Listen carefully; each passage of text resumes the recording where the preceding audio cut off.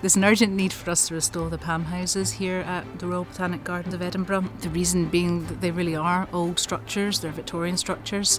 They're really ready for refurbishment so that they can go on for the next 100 years. They house our living collection of plants, which are very precious. On top of that, it's an important historic building. They've been there a long while. They really do need restoration now. This is the first time we've carried out this level of restoration to the palm houses. We have to very carefully restore the cast iron work. The glass that's in there is thin and it's old. We want to replace it with something a bit more technical. We do need to keep as much original stonework as possible, but we really do need to patch in and repair various areas.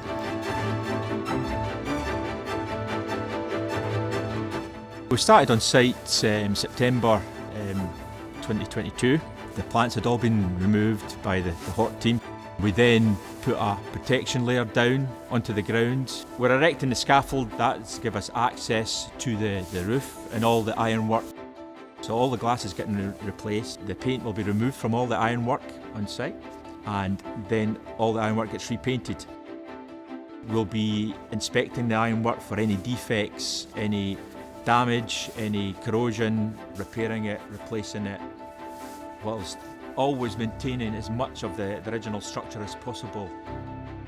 At the same time, we'll be doing structural repairs or stonework repairs to the existing stone. Once the glass has been installed, the scaffolds will come down and that will release the works that have to be done down at ground level.